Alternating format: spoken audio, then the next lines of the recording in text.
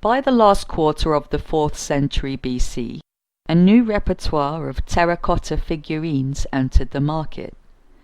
Appreciated for their naturalistic features, preserved pigments, variety and charm, these figurines are known as Tanagras, from the site in Boeotia, where great numbers of them were found. The majority of Tanagra figurines depict fashionable women or girls elegantly wrapped in thin himation, cloaks, and sometimes wearing broad-brimmed hats and holding wreaths or fans. Previously, in the 5th and 4th centuries BC, terracotta statuettes had been produced in Athens primarily for religious purposes or as souvenirs of the theatre.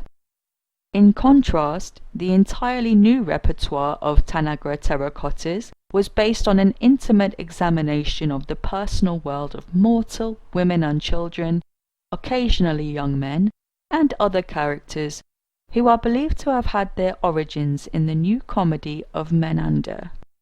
The variety of gesture and detail that makes Tanagra figurines so appealing is due to a fairly complex method of manufacture. Like most earlier terracotta statuettes, they were formed in concave terracotta molds. The original three-dimensional figure from which the mold was taken was usually handmade of wax or terracotta, although existing figurines of terracotta, bronze or wood occasionally were used. Clay was pressed over this prototype, and when slightly hardened, it was removed, touched up, and fired in a kiln. Until the mid-4th century BC, it was customary to mould only the front of the figure and to attach a simple unmodelled back. The hollow statuette was then fired. Tanagra figurines, however, were made in two-part moulds, one for the front and one for the back. Often the heads and projecting arms were made in separate moulds and attached to the statuette before firing.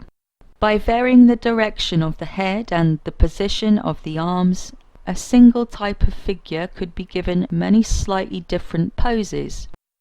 Wreaths, hats or fans were handmade and separately attached. A rectangular plaque was added as a base, and vents were cut into the back of each statuette to allow moisture in the clay to escape during firing. A white slip composed of clay and water was applied to the entire statuette before it was fired. After firing, the Tanagra figurines were brightly coloured in a naturalistic manner with water-soluble paints. Red was used for hair, lips, shoes and accessories, and black marked eyebrows, eyes and other details. The flesh was painted a pale orange-pink, and a reddish purple made from rose madder often was used for the drapery. Blue was used sparingly, as the pigment was expensive, and green, which was made from malachite, was never employed.